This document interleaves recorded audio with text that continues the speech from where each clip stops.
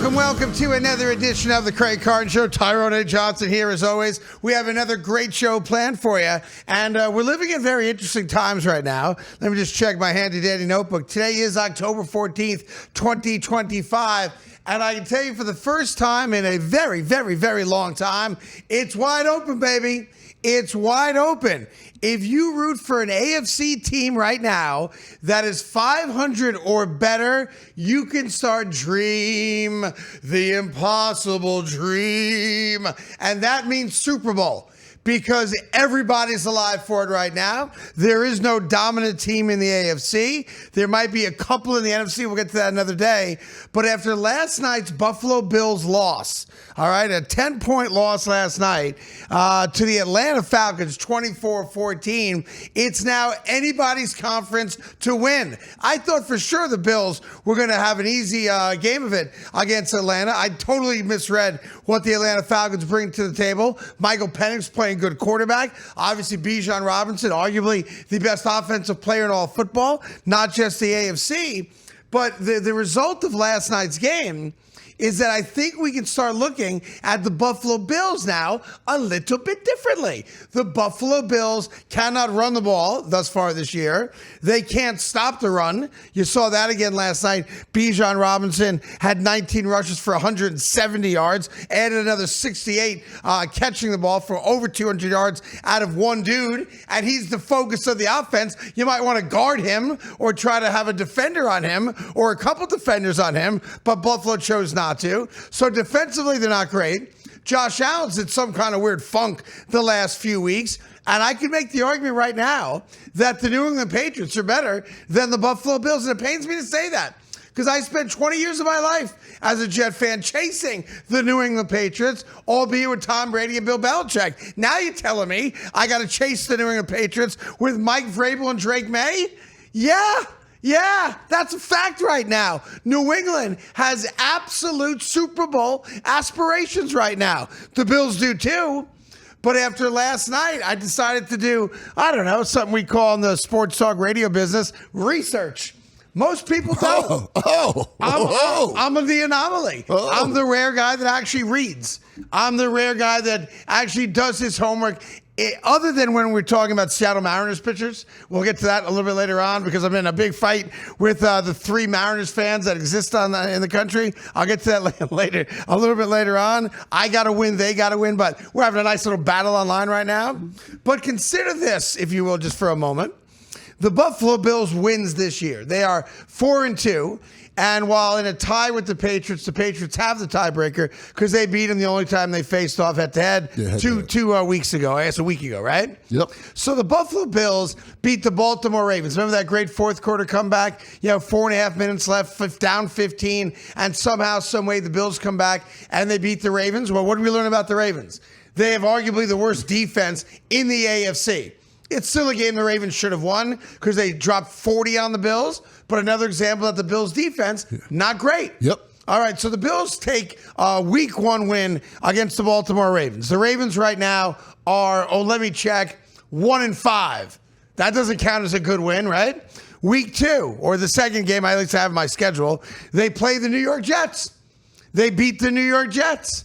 The New York Jets right now, the only winless team in all football at 0-6. Does that count as a good win? No, it doesn't, because the Jets stink, right? Yeah. Let's go to their third win this year. They beat the Miami Dolphins. You remember the Miami Dolphins, the team that players show up late to players-only meetings and hate the quarterback and hate the head coach, and they are, let me check, a one-win team. So while it's a division win, does that count as a high-level win for the Buffalo Bills? No, it does not. And let's go to their last win. They beat the New Orleans Saints. The New Orleans Saints have a single win this season, and it happened to be against the New York Giants, a team that's only got 2 wins thus far on the season. So the Bills this year have beaten the Ravens 1-5, the Jets 0-6, the Dolphins 1-5, and the Saints 1-5. They are beating up on the worst teams in the league, and they have not beaten a team with a 500 or better record thus far this year. If I lived in Buffalo, and I did for 7 months, 1991, was it August 24th of 91 into May of 92. 7 months of my life, I lived in Buffalo. All right? 7 months. I was with a lot of heavy women to keep me warm in October, November, December, January, and February. And the reason I couldn't hook up with an attractive thin woman is because simply known in Buffalo, Jim Kelly had them all. Oh, man. All right? There was none left. In Not the early one left? 90s, if you wanted to hook up with an attractive woman, your name had to be Jim Kelly. Yeah. There wasn't one left Not over? one. Not one? If Jim Kelly had a party, all the pretty girls were there. So guys like me, you had to go to the one-legged gal with a limp, right? But she kept you warm in your studio apartment in a retirement home with cockroaches and ramen noodles, because that's all I had. My goodness. And Santa Barbara every afternoon at 3 o'clock. That's all I had in Buffalo. But that's a story for another day. Yeah. The Bills, I'm trying to find a better word than fraudulent because it's an overused word. But the Bills right now are the most fraudulent 4-2 team, or even just a team with a winning record that exists in the NFL. Again, their 4 wins are against teams with a combined 3-21 record. So who have they beaten? And last night they played a team playing at home. I can't remember the last time the Falcons had a nationally televised home game. And they're a good football team all of a sudden. Raheem Morris is doing a good job. Bijan Robinson is a rock star defensively. They did everything they wanted to do in getting pressure on Josh Allen. And I'm not looking back. And I'm going to go to my handy-dandy notebook right here and look at the standings in the AFC. And there's no dominant team. I mean, the Kansas City Chiefs are still very much alive, and if the refs want to keep helping them, they're going to win a lot of football games. Yeah. More on that later on as well. The Ravens are done. Now. The Texans are alive at 2-3. Texans are back alive. Like almost every team in the conference, sans the New York Jets and the Miami Dolphins, seemingly are pretty much alive. And that, to me, is awesome. Because it means every week, every game matters more. It's not like we're all sitting back going, all right, we're just waiting for the coronation of the Ravens or the Chiefs or the Bills. Right. You know, the best 3 teams on paper coming into this year. The Chiefs are 500. The Bills are frauds, right? Yeah. And the Ravens have 1 win. So I think we are finally going to see an AFC championship game with 2 other teams that typically don't make a run all the way there. And I think that's great because I'm sick and tired of the same teams getting there every single year. And those 3 teams always being in the last 4 or 5 teams alive in the AFC. But what I saw last night, if I'm a Buffalo Bills fan, I am seriously concerned because Josh Allen looked like a shell of himself outside of the first drive of the game and the first drive of the second half, where they obviously moved the ball down the field and scored touchdowns. I'm concerned about that Bills defense because of what Bijan Robinson did and what Michael Penix, who's an average quarterback, did against them yesterday. And at some point, you're going to be win or lose based on having talent. And the Buffalo Bills have gotten away without going out there and getting prime talent because Josh Allen always bails them out. He's that good. I don't think he was deserving of the MVP last year. I thought Lamar Jackson deserved it, but Josh Allen is that good.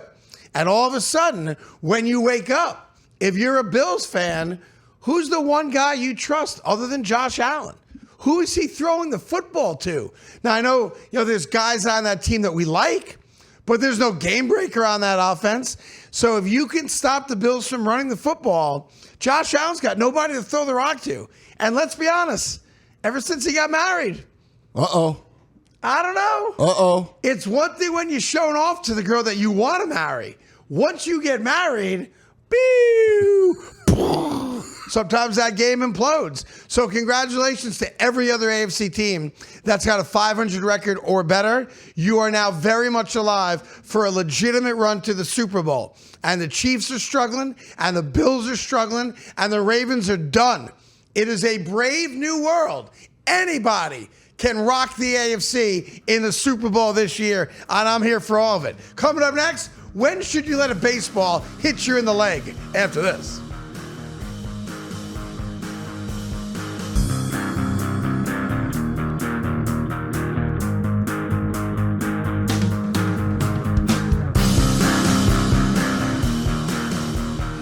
back to the Craig Carton Show. A little baseball for you just real quick, because last night something crazy happened. A couple things that were crazy happened in the Dodger-Brewer game. One, Dodgers have bases loaded, one out. Hit a ball deep to center field. Center fielder goes back, hits his glove, pops out of his glove, hits the yellow tape on the top of the fence, which honestly, I thought that meant home run. I've been told this morning that that's there so the umpires can see or differentiate between the top of the fence and the wall behind it. But I always thought the yellow line was a home run. So I guess I'm wrong on that, although I'd like to see an actual factoid presented to me. I just heard somebody on my staff just said, no, you're wrong. It's accurate. And it wasn't ruled a home run last night. All I'm saying is they didn't rule it a home run. The ball hits the dude in the glove, pops out of the glove, and it hits the yellow line. Right, but it didn't hit the top. It hits the yellow line. What's the point of having the yellow line if it's not a home run? What do you mean? We don't need a yellow line there. Anyway, so it's like a 4-inch, 6-inch line. Yeah. It's like yellow paint. The ball pops out of the dude's glove, hits the yellow tape. I'm like, home run, grand slam, Dodgers are going to win now, right? It pops out of his glove. He then catches it. The runners have no idea what's going on. So the dude on third actually goes back to tag up at third and kind of lollygags home, gets thrown out because it's a forced play because the bases were loaded. So that's out number 2. Then the catcher realizes that the dude who's on second base never goes to third base. So he takes a slow walk in the park up to third base, steps on the bag, and we have ourselves a double play. But I know that's the most talked about play of last night, and it was crazy watching it live last night. The announcers were also very confused about what the hell was going on. And I love Brian Anderson, but I'm like him. I'm like, home run, caught, out, not a catch, hit. Nobody knows what the hell's going on. But the play I want to talk about is actually in the 9th inning. So fast forward to the 9th inning. First off, the Dodgers decide to take Blake Snell out of the game. He pitched like a one-hitter through 8, was at 103 pitches, and was cruising. But you know baseball, can't let a guy finish a game. So they bring Sasaki in. He doesn't do a good job. He's their closer. So they have to bring another dude in to save Sasaki. But here's what I want to get to. It's now a 2-1 game. It's the bottom of the 9th. Milwaukee's up, obviously. There's dudes on base. The bases are loaded. And you've got Bryce Terang up. Lefty, okay? Curveball comes in and looks like it's going to hit his back leg, so his left leg, all right? Because it's a way inside pitch. Instinctively, Bryce Terang kind of jumps out of the way or moves his left leg out of the way. So it's a ball. It's not ball 4, but it's a ball. All right? Fast forward the at-bat. He winds up striking out on some high cheese, and the Dodgers win the game 2-1. Everybody watching that game now, especially Brewers fans, are yelling and screaming at Bryce Terang, you got to let the ball hit you or actually move your leg into the flight of the ball so that you get hit by pitch. That forces in the tying run. Now it's a 2-2 game, 2 outs, bases loaded, a hit wins the game for you, and you take a 1-0 lead. And I'm sitting there going, you guys have some balls. You people out there, you negative Nellies out there, and I'm not typically a guy that goes, if you've never done it, hard to comment on it, because it's my whole living, your whole living. We've never done it, but we have opinions on it. You're asking a guy having a projectile thrown at him at 90 plus miles per hour, so we're talking splits of seconds here. The ball's about to hit you, and you want this guy to have the presence of mind in game 1 of the NLCS to actually allow the ball to hit him, or even worse, physically move into the flight of the ball to guarantee that the ball hits you to get the tying run. Yes, in a Disney movie, that would be great. We would all sign up for that. Bryce Terang becomes a hero, took one for the team, and we tie the game 2-2. Worst case scenario, we're going into extras. Would have been great theater, right? I don't know about you guys, but if you've ever had a flying object coming towards your body, the immediate instinct, the natural instinct is to get the F out of the way so it doesn't hit you. Absolutely. I get it. You lost the game. You're upset. I totally can relate to that. And I feel for you losing game 1 against the LA Dodgers. But to blame Bryce Terang for not allowing the ball to hit him in what is a pop-up, split-second mental decision is crazy talk. Because the instinct is always going to be to get out of the way of the flying object that's coming to hit you. Now, yes, would you like your players to have the presence of mind that I understand the situation and I know going into the batter's box, if anything's close, I'll take it off my body because it ties the game? I'm not arguing with that philosophy. That's a fine philosophy to have, that everyone's very much aware what happens if. That's what baseball is all about. Every Little League coach that you've ever played for tells you, before every pitch, what do you say? What do I do if the ball's hit to me? Right. So you're mentally into it. But telling a guy in that spot, if it's inside, let it hit you, I honestly think you're asking too much. And I think the criticism of Bryce Terang in this spot, while I understand it, because it's emotionally based, I think it's misplaced. It is. And the other part is the pitch was low. So let's say this is going to be a small to the back. Maybe he does that little half turn where you fake it and you take it. That's a more natural motion for baseball players. It's a tough one. Down by the legs, it's just not natural. And by the way, I get it. I understand the thought process here. You got to know the situation. Right. But you have to know that if I get hit, that ties the game, right? But if you take that to the nth degree, so if a dude drills the ball in his face, should he take it? Of course not. Because it ties the game? Right. Or should he turn his head? Exactly. So that the ball doesn't hit him right in the dentures, right? Right. And I know that's an egregious example, but it's the same kind of thing. It's unnatural. Again, if it was a perfect pitch, a curveball that got away, and hits him right in the back, he may have even taken it. Yeah. That's not what that was. No, it was a weird situation. And again, I understand the criticism. I do. It's also not why they lost the game. No, they get hits. I know it's that moment. That moment, by the way, if he takes it off the leg, ties the game. But the Brewers had 2 hits in the entire game. Yeah. And for 8 innings had 1 hit. Yeah. So their offense stunk. So let's not blame Bryce Terang for not taking the ball off the leg as the reason, because it's not the call's the reason they lost the game. Blake Snell was awesome last night, and for my money, should have tried to finish the game. You would have Sasaki ready. If he lets one guy on, do it. But the Dodgers escape out of game 1 with a 1-0 win. One game lead, pardon me. Yeah. Meanwhile, Toronto's down 0-2 to Seattle. Football next, don't touch it.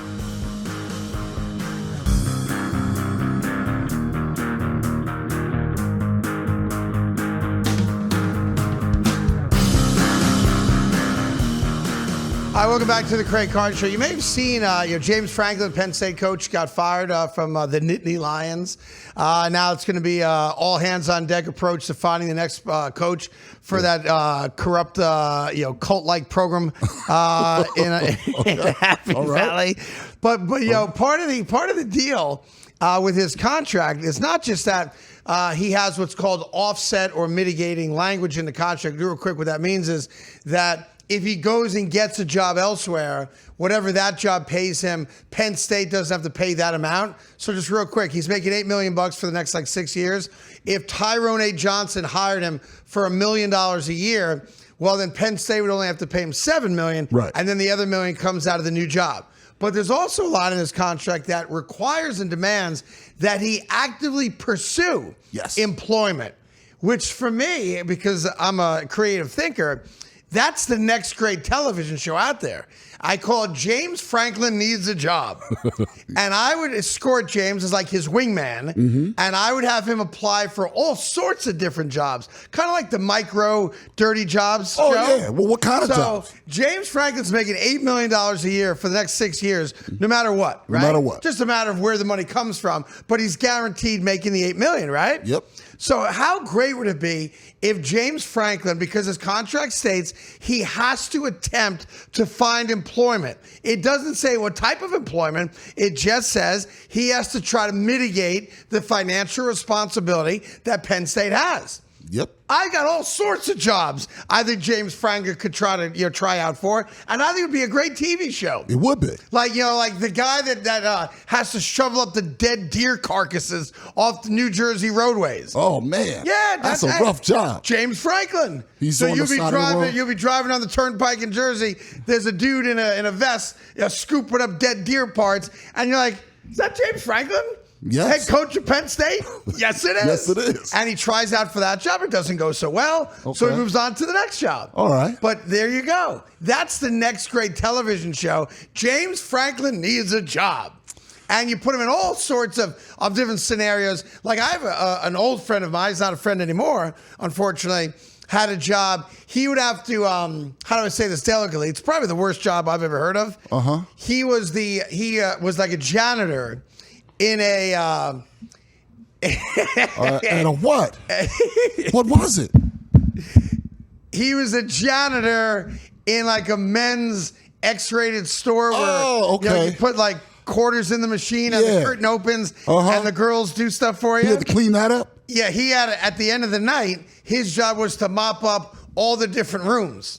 And you can imagine what's on the floor of those different rooms. James Franklin needs a job. Well, what about the one at the club in which certain people dance? All right, him having to clean the poles because that guy would get tipped out. He would make money. James Franklin needs a job, and he's in there doing that. I'm with you. I think he'd do a great job doing that. So I just thought it was interesting. Not so much that Penn State can save money if he gets a job, but he's required to look for a job. That's right. And I would like to be a part of that if possible.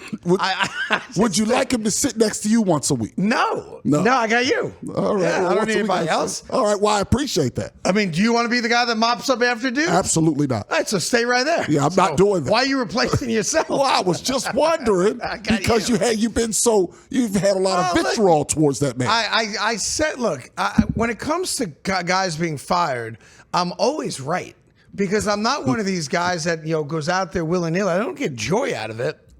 Suggesting someone should lose their livelihood, which is why I don't do it that often. But I told you when they played Villanova at FIU and then took a week off before playing Oregon that they were a fraudulent program and that he was on his way out. And obviously used to Oregon, UCLA, and the Northwestern, you get fired, period, stop. So I was right on that one. I'll tell you another one I was right. I told you guys 3 weeks ago when Coach Callahan at Tennessee, after a game in which there was a question on challenging a reception or not, when he came out and said that an elbow doesn't equal 2 feet.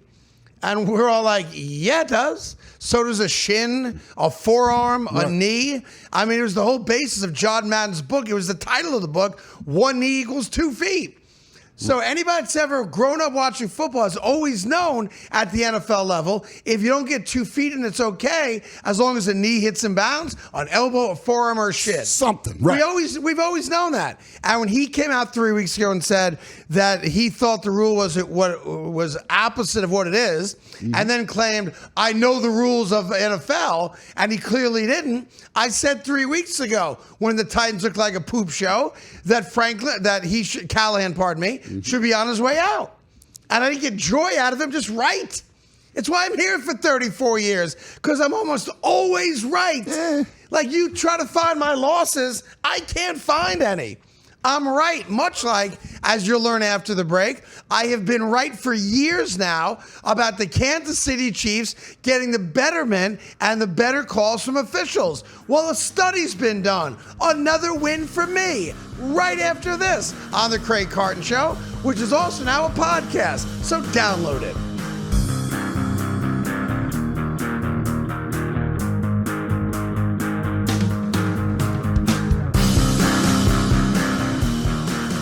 All right, welcome back to the Craig Carton Show.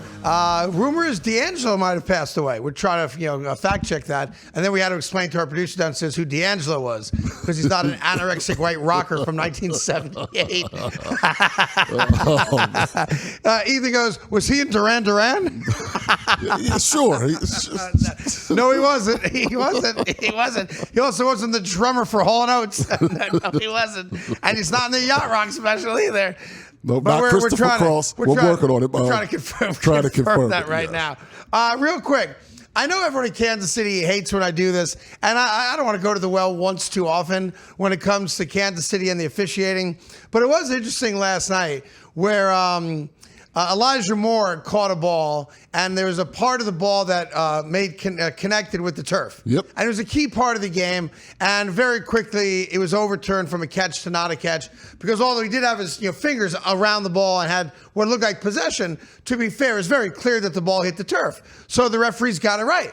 They said incomplete pass because the ball made contact with the ground, which is in direct contrast to what happened in a key spot of Kansas City's win against the Detroit Lions when I believe it was a third down, and they converted a pass down the field to Travis Kelce, and the same exact thing happened. Travis Kelce had his fingers around one end of the ball, but the ball absolutely made contact with the turf. That play should have been overruled to an incomplete pass. Maybe Kansas City punts there. I don't know what they would have done, but Kansas City, recognizing that Travis didn't catch it, hurried up, and they got a snap off before any type of viewer. What do they call that? With the fast assist thing? Yes. What do they call it? It's a replay assist. Replay assist. Replay assist. They're like, hey, let's go snap it quick. Replay assist won't hurt us. When we all watched it happen, like once again, another example. And then of course they made the big deal yesterday, which went totally viral. I guess millions of people watched it. That there were 0 penalties called and accepted against the Chiefs. 0. A week ago they had 13 penalties. This Sunday night, 0. I mean, I don't know what the evidence you need, but thankfully, the bored kids at UTEP who don't have a social life decided that they would do a little research. Well, their football team always stinks, so they don't have they have a lot of time. They haven't been good at sports since Tim Hardaway did the crossover there for the first time, the UTEP two-step, okay? Yeah, that's right. So anyway, the kids at UTEP, these are really smart kids, like PhD, future leaders of our country, and math majors for sure. They probably know how to count cards and they're good at blackjack also. But they did a study on the officials and calls that were made versus calls that aren't made for every single team in the league. So they started off with a blank slate here, okay? And 2 of the results that came out in the NFL from 2023 through today is this. The Kansas City Chiefs benefited from 45% more roughing the passer penalty calls against the defense they're facing than any other team in the league. That's a lot. 45% more. Meaning if you breathe on Patrick Mahomes, you're going to get a flag thrown on you. And I thought it was a great juxtaposition this past weekend when we saw Baker Mayfield get dropped hard and popped up flexing like, let's go. You want to hit me? I'm your Huckleberry. He wasn't crying for the officials to throw a flag. He wasn't. He took the hit like a man, jumped up and said, I'm coming back for more. If you breathe on Patrick Mahomes, it's an immediate turnaround to the referees, hands up in the air, throw the flag. And according to the UTEP study, he's gotten that call 45% more than any other quarterback in the NFL. Let me give you one more stat that came out of it. Defensive holding against the Chiefs' opponent, all right? Defensive holding, as you know, is a 5-yard penalty, but what does it include? Automatic first down. Automatic first down, which what do we call that? Keeping a drive alive, giving the best quarterback in football another 3 shots at a potential score, right? Well, the Kansas City Chiefs have gotten 32% more defensive holding calls that benefited them than any other team in football. And let's just stop it right there. Because I know when it's me saying it, it's a broken record for a lot of you. Oh, that's just Carton. He hates the Chiefs. He's jealous of the Chiefs. He whatever he can find to put the Chiefs down. But there's nothing empirical about it. And now we have the data. Now we have empirical data done by bored college kids. They're probably getting credits for the study, who can now prove tangibly and statistically that from 2023 on, the Kansas City Chiefs have gotten the betterment of calls when compared to every other team in the NFL. Now, one might say, well, that's what good teams get. Great players always get the benefit of the calls, no matter what the sport is. The problem with that theory or that thesis is that they compared the numbers of this current run of Kansas City to the heyday of the New England Patriots, and it's not close. It is not close, and it completely favors Kansas City. There's a reason the Chiefs are on 3 consecutive nationally televised evening games. 3 consecutive. Because they are, next to the Dallas Cowboys, the most popular team with the best quarterback in football. I get it. Popularity sells. But Chiefs fans can no longer say that it's just envy or jealousy or bitterness or hatred because the kids at UTEP started with a blank slate. They just wanted to see if there was any truth to it, so they did a legitimate study. And the numbers don't lie. It's the beauty of numbers. They don't lie.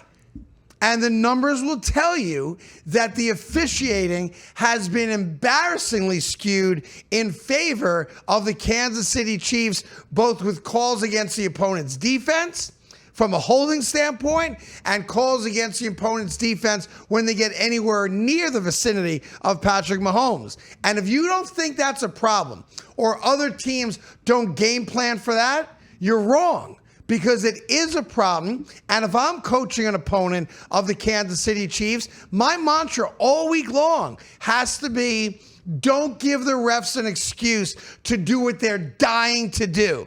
Much like I wouldn't walk a fat kid in front of a donut shop at 5:30 in the morning when the donuts are coming out of the fryers. Because what's that fat kid going to do? Well, he can't help himself. He's going to grab multiple donuts. He's Augustus Gloop. If you give an NFL official an opportunity to throw the flag that benefits Kansas City, it is now empirically proven they are going to throw the flag. The fat kid is going to reach for the donut. That's a fact. It is. Now, first off, the Patriots were gifted a whole Super Bowl with that tuck rule. BS. The Raiders should have beat them in that game.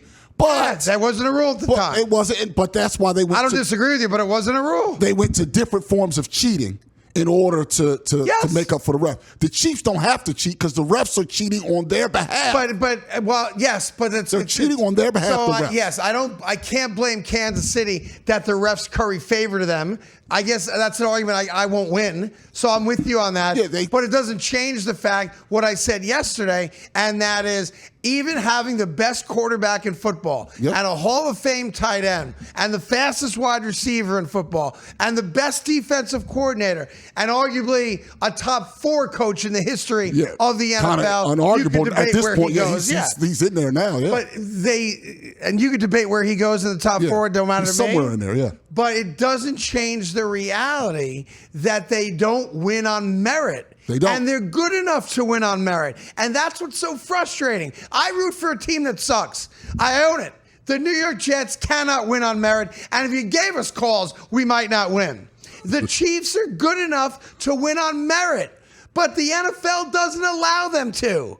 I'm telling you, the study speaks volumes. And if the NFL sees that study, and they'll probably throw it in the garbage can and say it doesn't mean anything to us, right? Doesn't matter at all.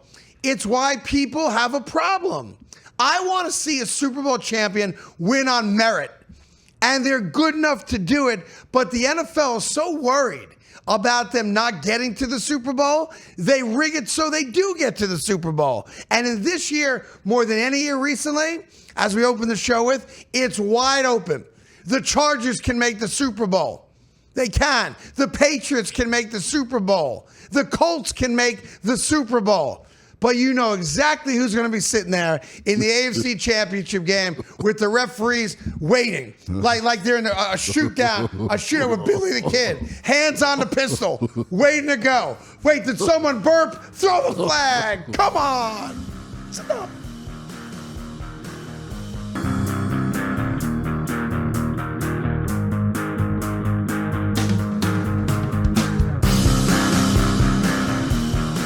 Welcome back to the Craig Carton Show. We got to mention real quick, though, last night's other game. I know it's confusing for a lot of you. You had the baseball game on. You had the 7:15 game, then an 8:15 game. Next Monday, there's another doubleheader. I think it's 7 and 10 because the NFL hates us. It's just enough for these Monday night doubleheaders. Anyway, Chicago, give them credit. Chicago was going to lose that game last night. Jay Daniels and Washington have the rock and the lead, and they're right around midfield. And Jaden Daniels just mishandles a shotgun snap, can't hand the ball off properly. He took ownership of it after.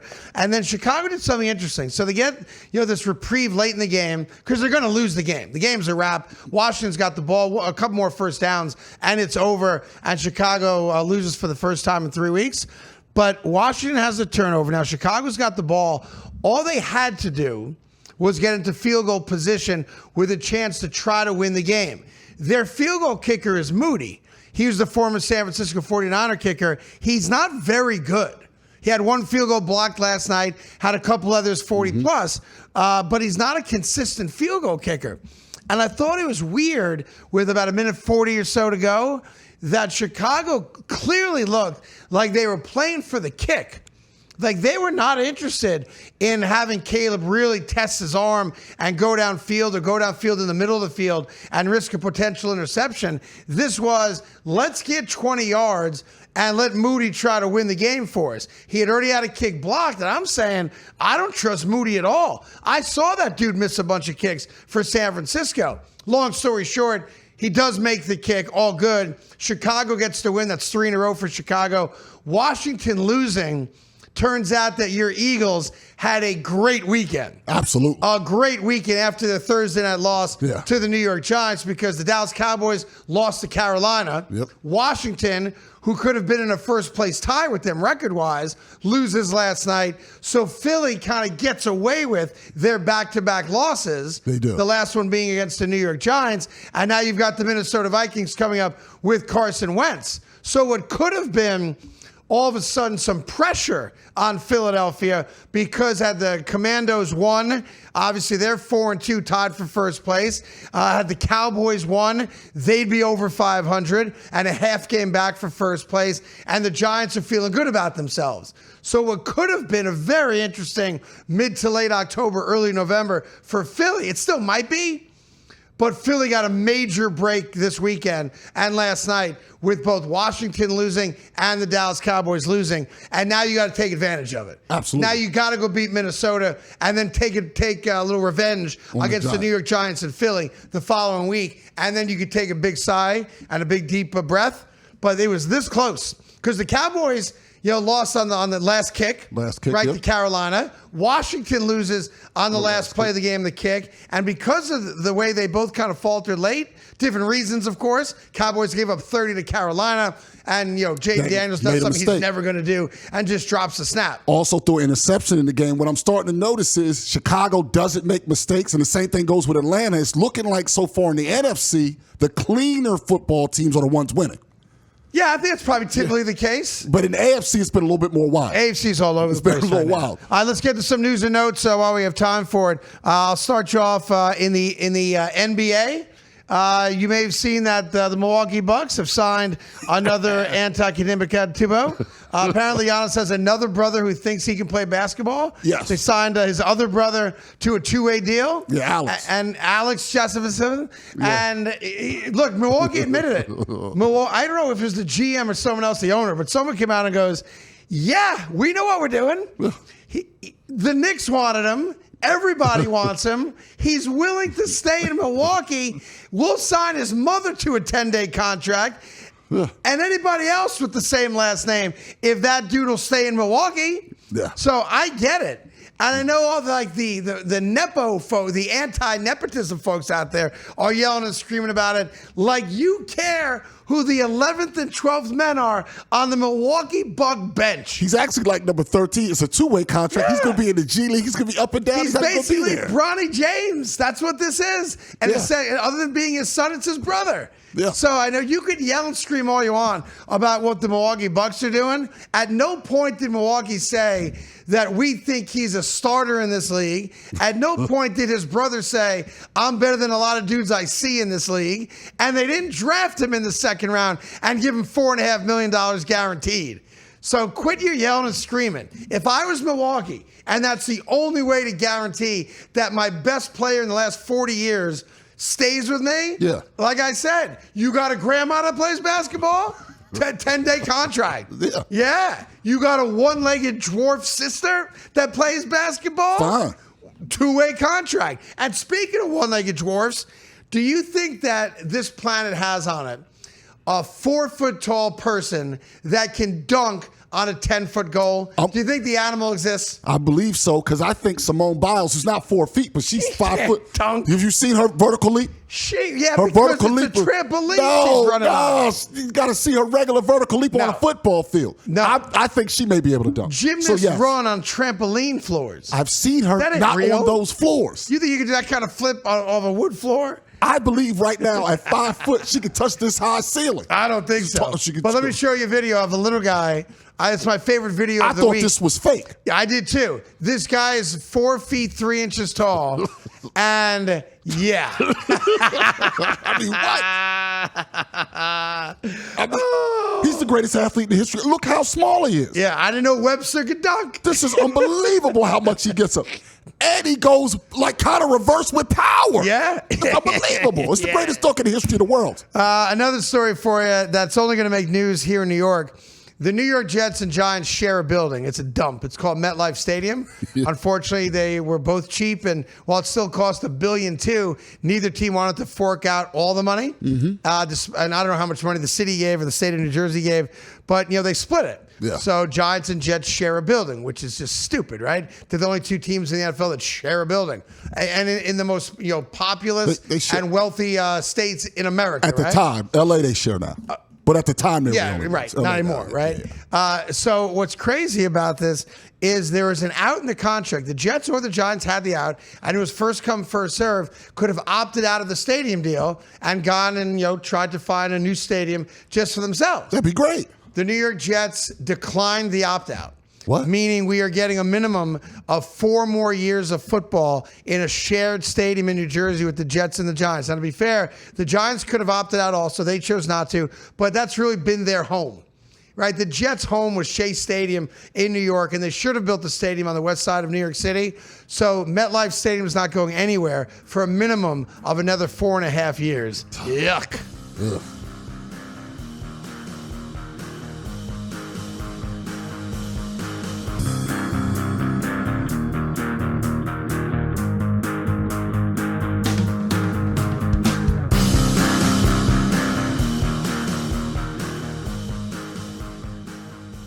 All right, welcome back to the Craig Carton Show. The number right now that we have to deal with is 5,000.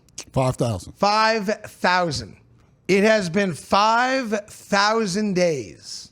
5,000 days since a New York team last won a championship. Wow. And it was the New York Giants, believe it or not, and Eli Manning against the New England Patriots. That was the last one? 5,000 days without a championship. And we pride ourselves on being the best town and city in America. And we're probably not, to be honest. And we pride ourselves on, man, our street basketball is better than any other city in America. No matter where you go, I'll take New York City basketball over anywhere else. Haven't even been to an NBA final, God knows how long, right? But 5,000 days without a championship of any kind, which makes me ask the question, which of the New York teams is most poised and prepared to win the next one? So we can take the Brooklyn Nets, throw them out, right? Okay. We got to count hockey, but we're not hockey people here, even though your nickname is Pucks Johnson. The Islanders haven't won a game this year. I don't know who the Devils goalie is, and the New York Rangers can't score. So I don't think they're close right now. So let's keep it to the main sports, right? You have the New York Giants, a huge embarrassment over the last decade, but maybe they found a quarterback. Yeah, maybe the future's bright, but they're not going to win it this year. No, not winning it this year. The New York Jets are the biggest embarrassment in the sport. They're the only winless team left. So football is not the answer. Let's go to basketball. The Brooklyn Nets are out. The Knicks, for sure, are in the conversation. Second best odds. And they would have the best chance chronologically, I think, to win next, because you got to wait for the next baseball season to start. And then, of course, you have the Yankees, who are always in the playoffs, and the Mets, who have a payroll indicating they should be in the playoffs, but didn't get into the playoffs. So if I was ranking them right now, the Knicks are the obvious number one, and that's more because of the calendar. Right? The Knicks will be in the NBA Finals in June. No one else has a chance to win a championship prior to that. And again, I can't speak to the hockey as much. If you tell me you think one of the 3 hockey teams has a shot, I'll take your word for it. But I ain't that guy, because nobody cares about hockey, Boomer. So the Knicks, to me, are number one. And then number 2, I still think it's the New York Yankees. It is the Yankees. Yeah. It is I the Yankees. put the Mets like real close. Yeah, they're third. They need a better pitching staff, obviously. But 5,000 days without a title of any kind here in New York. And now all our eggs are in the Knicks basket. And I'm good with that. You know, the Knicks didn't play any starters last night. Final preseason game. Season starts, I think, next Tuesday? A week from today. Yeah, and the Knicks lost by 50 to Washington. But who cares? It's preseason basketball anyway. But 5,000 days without a championship of any kind, I might have to acknowledge we're not the best sports city in America. Well, I got people already reaching out to me about your disrespect of the New York Liberty. Of the whom? Of the New York Liberty. And what sport do they play? They play basketball. No, they don't. They play basketball. I want to be clear. Nobody cares about women's basketball. We cared about Caitlin Clark, and maybe you care about Paige Buckers. Is that Buckets, whatever? But Beckers. no, I mean, She's a better player than Caitlin Clark. I'm glad you brought that up because people brought it up to me. They're lying to you, right? All right. I'm because there's a small segment of the woke American community that wants to guilt you into feeling like you have to acknowledge or pay attention to women playing basketball. They're great athletes. They're really good basketball players, and good for them. But nobody cares. Unless you know one of them personally or you went to a school that one of them went to. We were trying to fool ourselves into thinking that the American sports public enjoys or wants to see professional women's basketball. We don't. We never have, and we never will. And I want to be clear. That's not a knock on the talented women that play the sport. I can't beat them. They're great at what they do. But no one cares about what they do. We fell in love with one person, Caitlin Clark, and the WNBA and the far majority of active players have gone out of their way to trash her and to make her unlikable, which makes no sense to me. But we're never going to care about professional women's sports in this country. And that's not me being a bad guy or being a caveman. That's just factual. And again, does not take away from the reality that they're really good at what they do. And I appreciate them as athletes. We just don't care about it. And we never will. Never? There'll never be a time? And these fugazi people in your chat, they're lying to you. I'm just bringing it up. They don't care. See, I'm the voice of the people. And you don't care. And I don't care. Nobody cares. Have yourself I like Paige can a really great day. You got game 2 tonight, Dodgers and Brewers, and then much more football as we move towards Thursday Night Football. Thank you so much for watching the Craig Carton Show. Don't forget, we have the audio-only podcast available right now on Spotify and Apple, and much more content coming your way. Have a great day.